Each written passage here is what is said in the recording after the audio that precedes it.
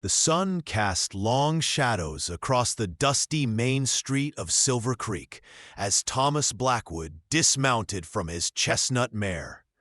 At 48, the lines etched into his weathered face told stories of a life lived hard on the frontier. His steel-gray eyes scanned the quiet town, noting the changes since he'd last passed through 5 years ago. The railroad had finally reached Silver Creek, bringing with it new businesses and settlers seeking their fortune in the Arizona Territory. Blackwood adjusted his worn Stetson and led his horse toward the livery stable, his spurs jingling with each deliberate step. The year was 1878, and the West was changing.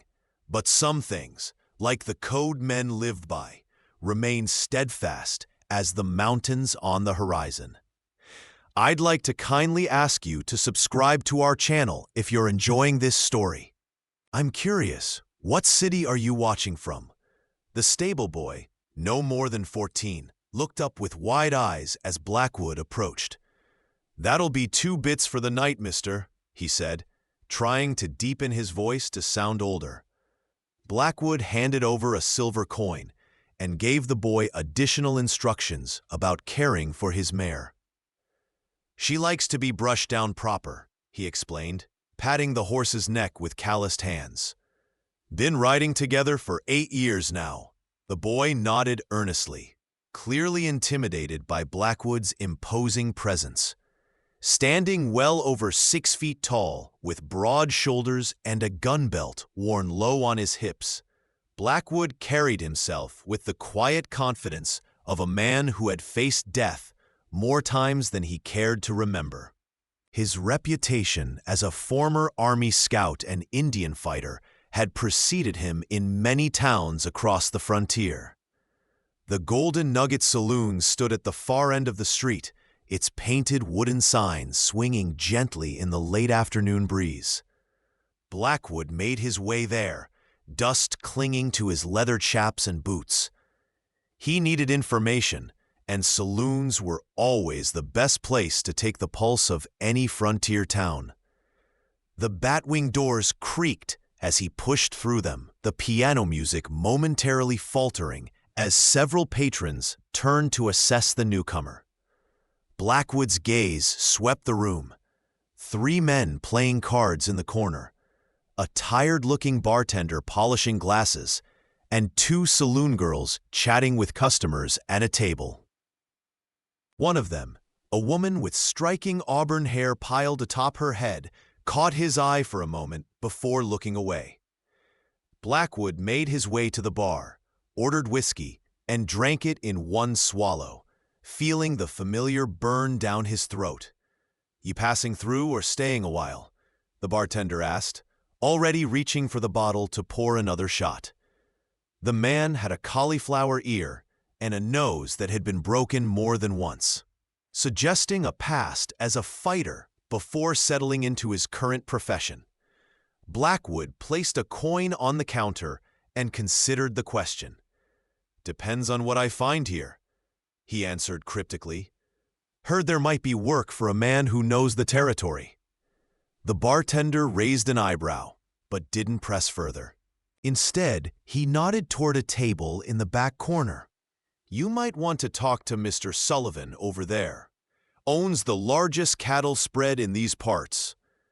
Been having some troubles lately, from what I hear." Blackwood nodded his thanks and took his drink to a vacant table with a view of both the entrance and the back door. As the evening wore on, the saloon grew more crowded and boisterous. Miners fresh from their claims, cowhands from nearby ranches, and local townspeople filled the establishment, creating a smoky haze that hung in the air like morning fog. Blackwood observed Sullivan, a portly man with an expensive suit and watch chain, holding court with several associates. The rancher's face was flushed from drink, his voice growing louder with each passing hour. Blackwood bided his time, nursing his whiskey and declining offers from the saloon girls who approached his table. He noticed the auburn-haired woman watching him occasionally, her green eyes curious. There was something different about her, a certain dignity in her bearing that seemed at odds with her surroundings. When she finally made her way to his table, Blackwood was prepared to politely send her away.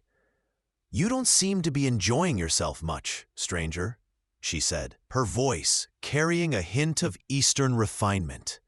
Up close, Blackwood could see she was older than he'd first thought, perhaps in her early 30s, with a beauty that had matured like fine bourbon. "Not here for enjoyment," Blackwood replied, gesturing to the empty chair across from him. She sat down gracefully, arranging her emerald green dress.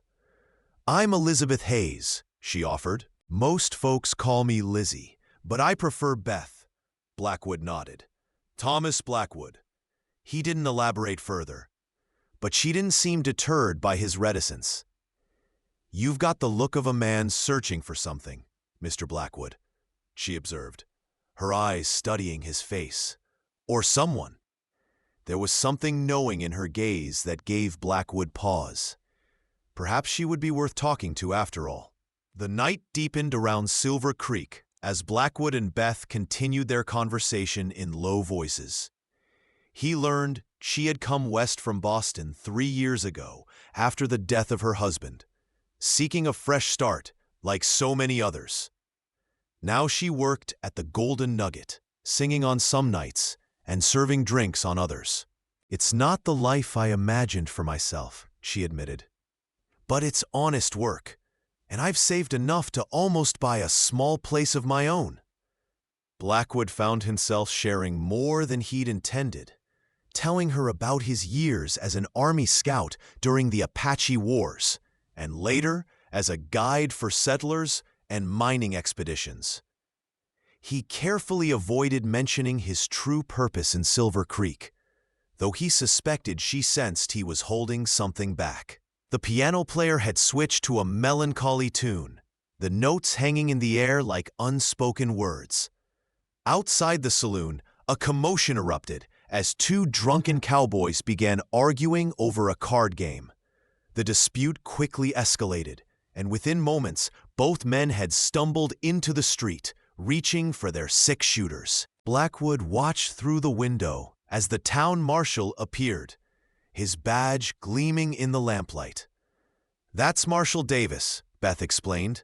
"Good man, fair-minded, keeps the peace without unnecessary bloodshed." Blackwood observed how efficiently the lawman diffused the situation, disarming one man and talking down the other until both slunk away, properly chastened. "Not many like him left," Blackwood commented, his mind drifting to another lawman he had known years ago, one who had been neither good nor fair. The memory brought a bitter taste to his mouth that even the whiskey couldn't wash away. Beth seemed to sense his shift in mood and tactfully changed the subject. Later that night, Blackwood secured a room at the Silver Creek Hotel, a modest 2-story building with clean beds and relatively few bedbugs. Sleep eluded him as it often did, his mind too full of memories and plans. The next morning arrived with the golden light of dawn spilling through his window. He dressed methodically, checking his Colt .45 before sliding it into its holster. Today, he would begin asking questions around town, careful not to reveal too much about his true intentions. First, though, he needed to meet with Sullivan, the cattle baron. If his information was correct, Sullivan might unknowingly hold the key to finding the man Blackwood had spent 3 years tracking across the frontier, the man who had destroyed everything Blackwood held dear in one blood-soaked night. Sullivan's office was attached to the general store, a grand space with a large oak desk and leather-bound books lining the shelves. Most for show, Blackwood suspected. The cattle baron greeted him with forced joviality and a too-firm handshake. "Heard you might be looking for work, Blackwood. Your reputation precedes you." Sullivan gestured to a chair and poured 2 glasses of brandy despite the early hour. I've got 20,000 acres and 4,000 head of cattle, but lately I've been losing stock. At first, I thought it was just rustlers, but it's become more organized, more dangerous. Sullivan leaned forward, his voice dropping. 3 of my men killed in the last 2 months, ambushed while on patrol. Blackwood listened carefully, noting what Sullivan said, and more importantly, what he didn't say. You have any idea who's behind it? He asked, watching the rancher's face closely. I have my suspicions, Sullivan replied, swirling the brandy in his glass. There's a band of Apache who didn't take kindly to being pushed onto the reservation last year, led by a warrior they call Nightwolf. Sullivan's expression darkened. Savage brute, speaks English well enough when it suits him. Educated by missionaries before he turned back to his heathen ways. Blackwood kept his face impassive, though the name sent a jolt through him. Nightwolf wasn't the man he was looking for, but it was a connection, one he hadn't anticipated finding so easily. There's also a group of white men working with them, Sullivan continued. Renegades, army deserters mostly, the worst kind of scum. He drained his glass. I need someone who knows Indian ways, someone who can track them to their hideout, so I can send a proper force to deal with them once and for all. As Blackwood left Sullivan's office, his mind worked through this new information. The rancher had been forthcoming about the troubles with his cattle, but Blackwood sensed there was more to the story than simple rustling. He decided to seek out the town marshal next, to hear his perspective. Marshal Davis was cleaning a shotgun when Blackwood entered the small jailhouse. The lawman looked up with intelligent eyes, set in a face weathered by years under the Arizona sun. Been expecting you to show up, Davis said, setting aside his cleaning rag. Word travels fast in small towns. Blackwood took a seat on the wooden bench against the wall. Just looking to understand what's happening here, he explained. Sullivan's losing cattle and men. Says it's Apache raiders and white renegades working together. Davis's expression remained neutral, but something flickered in his eyes. That's Sullivan's story, he replied carefully. Might be worth hearing other sides before you decide who's in the right. The marshal's cryptic response only deepened Blackwood's curiosity. Over the next few days, he immersed himself in the town, listening more than talking, observing the undercurrents that ran beneath Silver Creek's placid surface. He learned that Sullivan had expanded his ranch aggressively over the past year, pushing smaller operators out and claiming water rights that had been shared for generations. Some whispered that not all the land had been acquired legally. Others spoke of threats and intimidation. During his evenings at the Golden Nugget, Blackwood continued his conversations with Beth Hayes. She proved to be a valuable source of information, having observed the town dynamics from her unique position. Sullivan wasn't always so powerful, she told him one night as they sat at a corner table. Something changed last spring. Suddenly he had money to buy up land, hire more men. Some of them are more like soldiers than cowboys, hard men with dead eyes. A week into his stay in Silver Creek, Blackwood rode out to survey Sullivan's ranch and the surrounding territory. The land was beautiful in its harsh way. Rolling hills covered in scrub brush, jagged mountains rising in the distance, and the vast open sky that made a man feel simultaneously insignificant and free. As he crested a hill overlooking a narrow valley, Blackwood spotted a small band of riders in the distance. They moved with the fluid grace that instantly identified them as Apache. Leading them was a tall figure on a painted horse. Even at this distance, there was something familiar about the way the man sat in the saddle. Blackwood watched them disappear into a canyon, making a mental note of the location. Tonight might be the time to do some scouting on his own, away from prying eyes. If Nightwolf was indeed connected to the man Blackwood sought, he needed to make contact, carefully. Darkness had fallen by the time Blackwood slipped out of town, riding silently under a crescent moon. He had changed into darker clothing and smeared mud on his horse's white markings to avoid detection. The canyon, where he had seen the Apache riders, was approximately 5 miles northwest of Silver Creek, in rocky terrain that would be difficult to navigate in the dark for someone unfamiliar with the area. But Blackwood had spent years learning to move like the native people he had both fought against and fought alongside. He approached from downwind, leaving his horse secured in a sheltered ravine, before continuing on foot. The night air carried the faint scent of wood smoke, guiding him toward what he suspected was a temporary camp rather than a permanent settlement.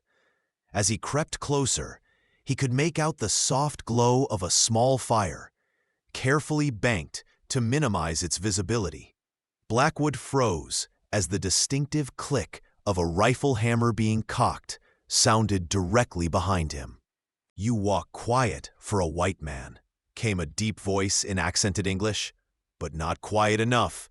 Blackwood slowly raised his hands, careful not to make any sudden movements. "I'm not here to fight," he said evenly. "I'm looking for Nightwolf." There was a long pause before the voice responded. "Why would you seek Nightwolf? Are you one of Sullivan's hired guns?" Blackwood shook his head slightly. "I'm looking for information about another man, a white man who may have had dealings with Nightwolf. He goes by many names, but he was born William Fletcher." The name hung in the air between them like gun smoke. After what seemed an eternity, the Apache warrior spoke again. "Turn around." Slowly. The man standing before Blackwood was tall and powerfully built, with intelligent eyes that evaluated every aspect of Blackwood's appearance. He wore buckskin leggings and a cotton shirt that appeared army issue, though any insignia had been removed. A Winchester rifle was aimed steadily at Blackwood's chest. "I am Nightwolf," he said simply, "and you are either very brave or very foolish to come looking for me alone." Blackwood met his gaze without flinching. "I've been called both," he replied. Nightwolf studied him for another long moment before lowering his rifle slightly. "You mentioned Fletcher, the man with the scarred face. It wasn't a question." Blackwood nodded, a surge of anticipation coursing through him at this confirmation. "You know him." Nightwolf's expression remained impassive. "I know of him. He came through these lands 2 months ago, stayed with white men at an old mining camp, men who work for Sullivan now." Nightwolf led Blackwood to the small encampment where 3 other Apache warriors waited, alert and watchful. They spoke briefly in their native tongue, too low and fast for Blackwood to follow with his limited knowledge of their language. A place was made for him at the fire, and Nightwolf offered him coffee from a battered pot. "Why do you seek this man Fletcher?" Nightwolf asked as they sat facing each other across the flames. Blackwood's hand unconsciously moved to the old knife scar that ran from his collarbone to his shoulder, a permanent reminder of their last encounter. 3 years ago, he led a raid on a settlement in Colorado Territory where I had been living. Killed everyone, women, children, my wife and son. Blackwood's voice remained steady despite the pain that still burned within him. "I was away, scouting for the army. By the time I returned, they were all dead and Fletcher was gone." Nightwolf absorbed this information with a grim nod.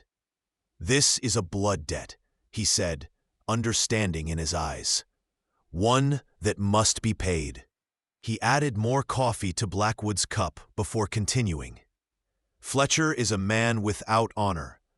He betrays both white and Apache alike. He came to Sullivan with a plan: to steal cattle, blame it on my people, and use that as excuse to drive us from these lands. Blackwood frowned. Why would Sullivan agree to lose his own cattle? Nightwolf's laugh held no humor. Because what lies beneath the land is worth more than all the cattle in Arizona territory. Gold, a rich vein discovered last year in the mountains where my people have lived for generations.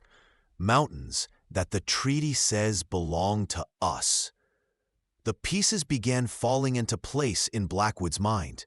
Sullivan's sudden wealth, the expansion of his holdings, the hired guns posing as cowboys. Sullivan needs a reason to break the treaty, Blackwood said, thinking aloud. A justification to move against your people that would bring in the army if needed. Nightwolf nodded solemnly.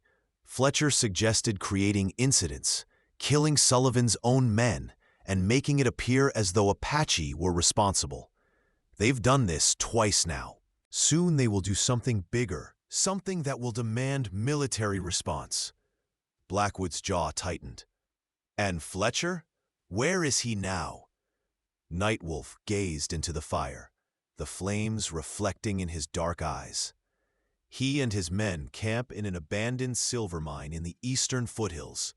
They plan a raid on a settler family 2 days from now, a family with children. This will be the act that brings the soldiers. Blackwood stood, determination settling over him like a familiar cloak. I need to stop them. As dawn approached, Blackwood and Nightwolf finalized their plan. The Apache would warn the settler family and help them reach the safety of town, while Blackwood would return to Silver Creek to gather evidence of Sullivan's conspiracy. If they were successful, they might prevent the bloodshed that would otherwise surely follow. Before they parted ways, Nightwolf handed Blackwood a small leather pouch. "Carry this," he said. "It will help you move unseen when needed." Blackwood accepted the gift with a respectful nod, recognizing it as a gesture of trust. "One more thing," Nightwolf added. "There is a woman in your town, hair the color of sunset. She is not what she seems." Blackwood's thoughts immediately went to Beth Hayes. "What do you mean?" he asked sharply.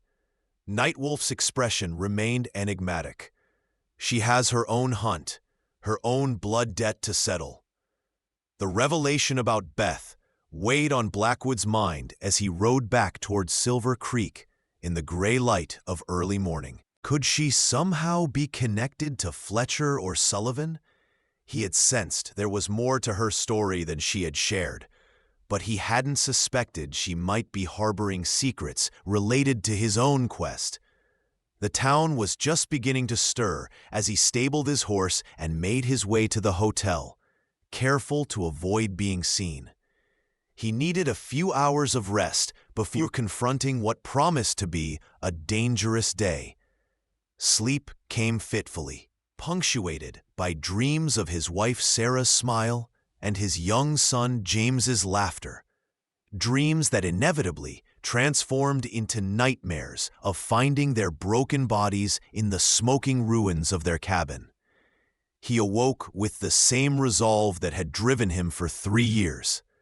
Fletcher would pay for what he had done. That afternoon, Blackwood made his way to the marshal's office, hoping to find an ally in Davis. The lawman listened without interruption as Blackwood laid out what he had learned from Nightwolf. Sullivan's discovery of gold on Apache land, the false flag operations designed to provoke conflict, and Fletcher's role in orchestrating the violence. When Blackwood finished, Davis removed his badge and placed it on the desk between them.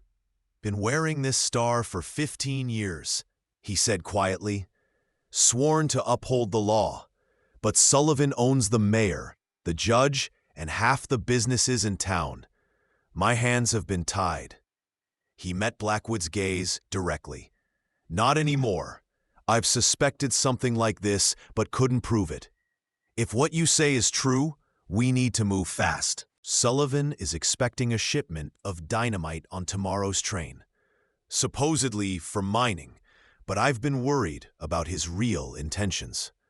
The pieces of the puzzle were coming together, but Blackwood still needed hard evidence of the conspiracy, something that would convince authorities beyond Silver Creek to investigate. He decided to search Sullivan's office that night, when the rancher would be attending a town council meeting. As dusk approached, he prepared his equipment, lockpicks, the small pry bar, and his Colt revolver with a full cylinder. He was checking the action on his gun when a soft knock sounded at his hotel room door. His hand instinctively moved to his holster as he approached the door cautiously. "Who is it?" he called. "It's Beth," came the reply, her voice low and urgent. "I need to speak with you." Blackwood hesitated only briefly before opening the door. Beth slipped inside quickly, her face pale with tension. She was dressed in men's clothing, dark trousers, a cotton shirt, and a short jacket that did little to disguise her feminine form. "I know what you're planning," she said without preamble, "and I know why you're really in Silver Creek." Blackwood's expression hardened as he closed the door behind her. "Do you now?" he replied, his voice dangerously soft. Beth met his gaze unflinchingly.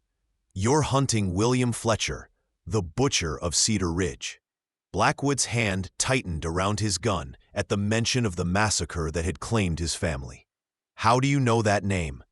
Beth's green eyes flashed with a pain that matched his own. "Because I've been hunting him too, for 2 years." She pulled a folded document from her pocket and handed it to him. A wanted poster with Fletcher's likeness and a reward of $1,000 for his capture. "I'm not just a saloon singer, Mr. Blackwood. I work for the Pinkerton Detective Agency. Fletcher killed my sister and her husband at Cedar Ridge. I've been tracking him across 3 territories." The revelation stunned Blackwood momentarily. "You're a Pinkerton?" Beth nodded grimly. "One of the few female operatives. I was assigned to infiltrate Silver Creek 6 months ago, when we received information that Fletcher might be operating in the area." She began pacing the small room, her movements tightly controlled. "I've gathered enough evidence to prove Sullivan's involvement in the land scheme, but Fletcher is the key. He's the one who knows all the details, who can implicate Sullivan beyond any doubt." Blackwood absorbed this information, reassessing everything he thought he knew about the situation. "Nightwolf told me Fletcher and his men are planning to attack a settler family tomorrow, create an incident severe enough to bring in the military against the Apache." Beth's expression grew grim. "That fits with what I've learned. Sullivan's becoming desperate. The territorial governor is visiting next week, and Sullivan needs to secure his claim before then." Together, Blackwood and Beth formulated a new plan. While she would attend the town council meeting to keep an eye on Sullivan, Blackwood would still search the rancher's office for documentary evidence of the conspiracy. They would rendezvous at midnight behind the livery stable to compare findings before deciding their next move. As Beth prepared to leave, Blackwood caught her arm gently. "Why didn't you tell me the truth from the beginning?" he asked. Something vulnerable flickered across her face. "In my line of work, trust is a luxury I can rarely afford," she answered softly. "And I needed to be certain of your intentions." Blackwood understood all too well. "Fletcher is mine," he said, his voice low but firm. "When the time comes." Beth held his gaze for a long moment before nodding once. "We'll cross that bridge when we reach it," she replied diplomatically, though they both knew the issue wasn't truly settled. Night had fallen over Silver Creek by the time Blackwood made his way to Sullivan's office. The town council meeting was in full swing at the schoolhouse across town, drawing away any potential witnesses. Using the skills he'd acquired during his varied career, Blackwood picked the lock on the back door and slipped inside, a small bullseye lantern providing just enough light to work by. He moved methodically through the office, checking drawers and cabinets, finding little of interest until he discovered a false bottom in the top desk drawer. Inside was a leather-bound ledger containing detailed records of payments to Fletcher and his men, along with maps of the Apache territory, with the gold deposits clearly marked. More damning still was a letter from Sullivan to a mining company in San Francisco, promising delivery of gold ore within the month, despite the fact that the land in question was legally Apache territory under the current treaty. Blackwood carefully recorded the most incriminating information in his small notebook before replacing everything as he had found it. As he prepared to leave, Blackwood heard voices approaching the office. Sullivan and another man, returning unexpectedly from the meeting. With no time to reach the back door, Blackwood quickly extinguished his lantern and concealed himself behind a large cabinet. The office door opened, and Sullivan entered, followed by a man whose voice sent ice through Blackwood's veins. "The arrangements are finalized," the newcomer said. "My men will hit the Howard place at dawn. By the time we're done, there won't be a white man within 100 miles who won't be calling for Apache blood." It was Fletcher, the voice that had haunted Blackwood's dreams for 3 years. Through a small gap between the cabinet and wall, Blackwood could see the man's profile, including the distinctive scar that ran from his right eye to the corner of his mouth, a scar Blackwood himself had given him during their last encounter. Sullivan poured 2 glasses of whiskey, his hands betraying a slight tremor. "Are you sure this is necessary? Killing an entire family?" Fletcher laughed, a sound devoid of all humanity. "Getting squeamish, Sullivan? Bit late for that. Besides, we need something shocking enough to ensure military intervention. A few dead cowboys won't cut it." He drained his glass in one swallow. "Once the Apache are removed, you'll have clear title to the richest gold strike since the Comstock lode. Small price to pay." Sullivan didn't look convinced, but he nodded reluctantly. "What about the marshal? Davis has been asking questions." Fletcher's scarred face twisted into a cruel smile. "Leave Davis to me. By this time tomorrow, Silver Creek will have a new marshal, one more amenable to our interests." The casual way Fletcher discussed murder made Blackwood's blood boil, but he forced himself to remain motionless. His chance would come, but not here, not now, when the odds favored Fletcher. After Sullivan and Fletcher departed, Blackwood waited several minutes before carefully making his exit. His mind raced as he made his way through the shadows toward his rendezvous with Beth. The situation had become more urgent than he'd anticipated. Not only was a family's life at stake, but it seemed Marshal Davis was also in danger. As he approached the livery stable, Blackwood sensed something was wrong. Beth should have been waiting, but there was no sign of her. A soft groan from inside the stable caught his attention. Drawing his revolver, Blackwood entered cautiously, finding Beth slumped against a stall door, a bloody gash across her forehead. He quickly knelt beside her, checking for other injuries. "Fletcher," she whispered as she regained consciousness. "He recognized me at the meeting, followed me.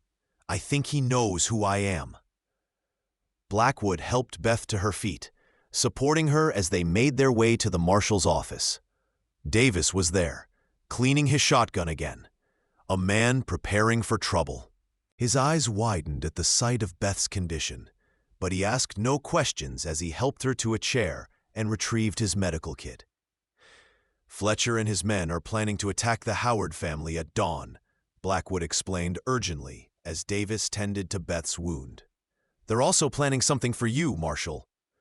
Davis's weathered face showed no surprise, only grim determination. Figured as much, he said, applying a bandage to Beth's forehead. Been sleeping in the jail for the past week, with one eye open. He checked his pocket watch. It's just past midnight. Howard's place is 15 miles east. If we ride now, we might get there before Fletcher's men. Beth tried to stand, but swayed dangerously. I'm coming with you, she insisted, though her pale face told another story. You need rest, Blackwood told her firmly.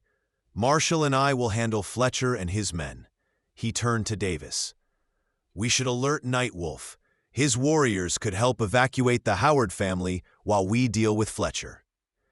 The Marshal nodded agreement, though his expression showed some reservation at the idea of involving Apache in the defense of white settlers. Beth reluctantly accepted that she was in no condition to ride, but insisted on remaining at the jail. I can keep watch here in town, she argued. If Sullivan makes a move or sends reinforcements, someone needs to be ready. Her determination was impressive, and Blackwood found himself admiring her courage anew.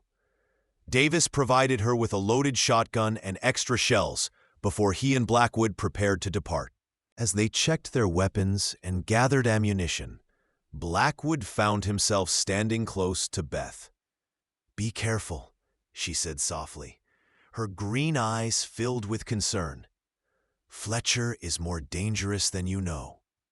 The night was clear and cold as Blackwood and Marshal Davis rode eastward at a steady pace that would preserve their horses' strength for what might lie ahead. They had sent a trusted local boy, half Apache himself, to carry a message to Nightwolf about the impending attack. Whether help would arrive in time remained to be seen. As they rode, Davis explained that the Howards were a family of 5, father, mother, and 3 young children, who had settled on a small creek 2 years earlier. They were peaceful folk who had always maintained good relations with the local Apache, trading goods and even providing medical assistance when needed. That's probably why Fletcher chose them, Davis said bitterly.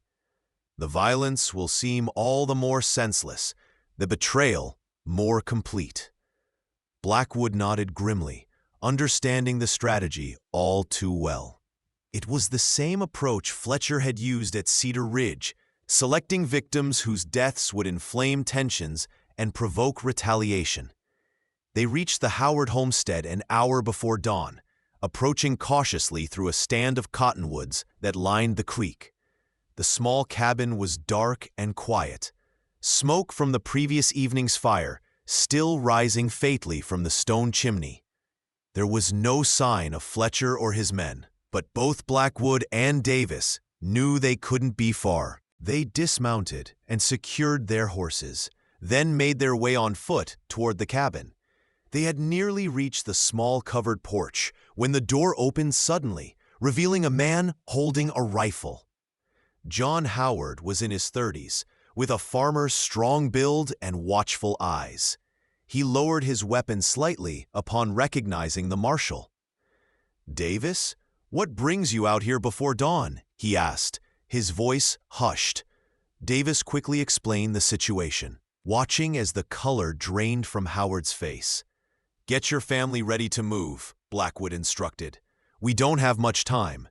Inside the cabin, Sarah Howard was already packing essentials while trying to keep their children calm. The oldest boy, about 8, helped his mother with solemn determination, while the younger children, a girl of 6 and a boy of 4, watched with wide, frightened eyes. Blackwood felt a painful twist in his chest, memories of his own family surfacing unbidden. He pushed them aside, focusing on the task at hand. "We need to get them to safety before Fletcher arrives," he told Davis, as they stepped outside to scan the surrounding area. If Nightwolf got our message, he might have warriors nearby who could escort them to town. Davis nodded, his experienced eyes searching the landscape. Dawn's coming, he noted, gesturing toward the faint lightening of the eastern sky.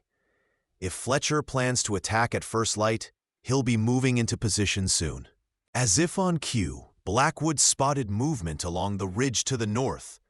Riders silhouetted briefly against the pre-dawn sky before disappearing into a ravine. "There," he said quietly, pointing. "I count 5 men." Davis grimaced. "Fletcher and 4 others. More than I'd hoped for, fewer than I feared." They quickly formulated a plan. Howard would take his family out the back way, following the creek bed south, where the brush would provide cover. Blackwood and Davis would remain to confront Fletcher and his men, hopefully buying enough time for the Howards to escape. As the family prepared to depart, little Emma Howard approached Blackwood, her small face serious. "Are you going to stop the bad men?" she asked, clutching a rag doll to her chest. Blackwood knelt to meet her eyes. "Yes," he promised softly. "The bad men won't hurt anyone today." After the Howards had slipped away into the pre-dawn darkness, Blackwood and Davis took up positions to defend the cabin. They didn't have to wait long. As the first rays of sunlight crept over the eastern hills, Fletcher and his men approached on horseback, spreading out to surround the small homestead. Blackwood's heart hammered in his chest as he finally laid eyes on the man he had hunted for so long, the murderer of his family and countless others. William Fletcher sat tall in the saddle, his face partly concealed by a black hat pulled low. But the scar was visible even at this distance. He signaled to his men, who dismounted and began moving toward the cabin on foot, rifles ready. They clearly expected to find a family asleep, not 2 armed men prepared for their arrival. "Fletcher," Blackwood called out, his voice carrying in the still morning air, "your plan's finished. We know everything. About Sullivan, the gold, all of it." Fletcher froze momentarily, then let out a harsh laugh. "Blackwood, should have known you'd turn up eventually. Still nursing that grudge over your wife and kid?" The casual cruelty of the words ignited Blackwood's rage, but he maintained his composure. "It's over," he repeated. "Marshal Davis has evidence of your conspiracy. The territorial governor will have troops here by week's end." This wasn't entirely true, but Blackwood hoped to sow doubt among Fletcher's men, who were exchanging uncertain glances. Fletcher, however, seemed unperturbed. "Kill them both," he ordered coldly. "Then we burn the cabin with the bodies inside. Stick to the plan." His men raised their rifles, but before they could fire, shots rang out from the trees behind them. Nightwolf and 3 warriors had arrived, their rifles cracking in the morning light. 2 of Fletcher's men fell immediately, while the others dove for cover. The sudden attack created the diversion Blackwood needed. He burst from the cabin, firing at Fletcher. The chase led up into the foothills, Fletcher's horse struggling on the steep terrain. Blackwood gained ground steadily, his years as a scout having taught him how to navigate such landscape efficiently. As they crested a rocky ridge, Fletcher's horse stumbled, throwing its rider. The outlaw rolled and came up with his revolver drawn, firing twice at Blackwood, who slid from his saddle and took cover behind a boulder. "It always comes to this, doesn't it, Blackwood?" Fletcher called out, his voice echoing among the rocks. "Man to man, iron to iron." Blackwood checked his Colt, 4 bullets remaining. "Surrender, Fletcher," he shouted back. "Face justice for what you've done." Fletcher's laugh held a maniacal edge. "Justice? There's no justice out here. Only survival and death." He fired again, the bullet chipping stone inches from Blackwood's head. "You should thank me, you know. Your wife begged for death at the end. I was merciful." The words were calculated to enrage, to make Blackwood careless. Instead, they brought a cold clarity. This man, this monster, had taken everything from him. But Blackwood would not allow him to take his honor as well. "Last chance," Blackwood warned, his voice steady. "Throw down your gun."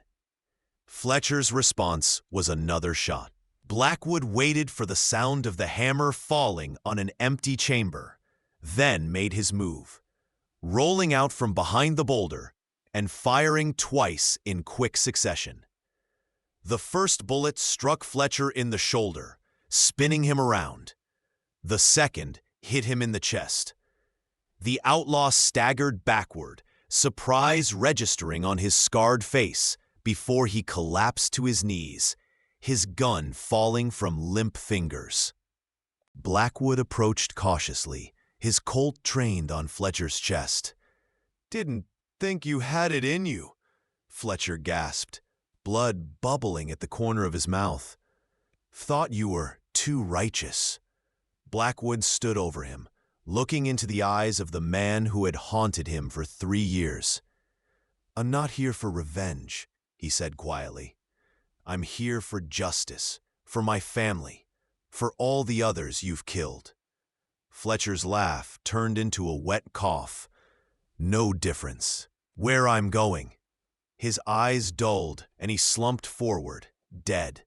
When Blackwood returned to the Howard homestead, he found the situation resolved. Nightwolf and his warriors had killed or captured the remaining outlaws, while Marshal Davis had sustained only a minor wound to his leg. The Howard family had been safely escorted to town by 2 of Nightwolf's men. "Sullivan?" Blackwood asked as Davis bandaged his arm. "Arrested," the marshal replied with satisfaction. "Beth convinced the mayor to act once we had Fletcher's men in custody. They're singing like birds, confirming everything about the gold scheme." Nightwolf approached, his face solemn. "Fletcher?" he inquired simply. Blackwood nodded once. "It's done." The Apache warrior placed a hand briefly on Blackwood's shoulder, a gesture of understanding between men who had both seen too much death. "The blood debt is paid," Nightwolf said. "Now comes the harder part, living afterward." Back in Silver Creek that evening, Blackwood found Beth waiting at the marshal's office, her forehead bandaged, but her eyes bright with relief at his return. "Sullivan is in custody," she confirmed. "I've wired my superiors at Pinkerton's with the evidence. The territorial governor has been informed as well." She hesitated before adding, "And Fletcher?" Blackwood met her gaze steadily. "Dead," he said simply. Beth searched his face for a moment, then nodded, understanding the complex emotions that must lie beneath his stoic exterior. "What will you do now?" she asked softly as they walked together toward the hotel. The question caught Blackwood off guard. For 3 years, his life had been defined by a single purpose. Now that purpose was fulfilled, leaving an emptiness he hadn't anticipated. "I don't know," he admitted. "I haven't thought beyond finding Fletcher." Night settled over Silver Creek, stars appearing one by one in the vast Arizona sky. Blackwood and Beth sat on the hotel's small porch, sharing a bottle of decent whiskey and the comfortable silence of 2 people who had faced danger together. "I'm afraid of the dark," she confessed suddenly, her voice barely above a whisper. "Have been ever since Cedar Ridge. Not the physical darkness, but what it represents. The darkness inside people like Fletcher. The darkness that can consume you when you've seen too much of the world's cruelty." Blackwood understood perfectly. He had walked that edge himself and felt the pull of that darkness during his long hunt for Fletcher. After Sarah and James died, he said quietly, "I thought that darkness was all that was left for me." He looked at Beth, really looked at her. The strength in her face, the intelligence in her eyes, the quiet dignity that had first drawn him to her. Maybe there's another way forward. Nightwolf appeared at the edge of the porch steps, silent as a shadow. He had come to bid farewell before leading his people deeper into the mountains, away from the troubles that had nearly engulfed them. "My people have a saying," he told them. "After the longest night comes the brightest dawn." He looked between Blackwood and Beth with knowing eyes. "You have both lived through a long night. Perhaps now you will find your dawn." As Nightwolf turned to leave, Blackwood called after him. "What will you do?" "The treaty still stands, but men like Sullivan will keep coming for the gold." The Apache warrior's smile was both sad and determined. "We will do what we have always done, adapt, survive. The land has sustained us for centuries. It will continue to do so, with or without the white man's permission." Later that night, as a cool breeze carried the scent of desert sage through the open window of Blackwood's hotel room, Beth's question returned to him. What would he do now? For the first time in years, his future was unwritten, a blank page waiting to be filled. The thought was both terrifying and exhilarating. Beth had mentioned she would be staying in Silver Creek for a few more weeks to tie up loose ends for the Pinkerton agency. Perhaps he would stay too, at least for a while. As he drifted towards sleep, Blackwood remembered Nightwolf's words to Beth earlier that evening, when she had confessed her fear of the darkness. The Apache had looked at her with compassion in his eyes, then glanced meaningfully at Blackwood before murmuring, "I'll be your fire until morning." The simple promise had brought tears to Beth's eyes. Now, on the edge of sleep, Blackwood wondered if perhaps they could be that for each other, a light against the darkness, a warmth against the cold, a promise of a new day to come. If you like this story, please like this video, subscribe to the channel, and share your impressions of this story in the comments. To listen to the next story, click on the box on the left.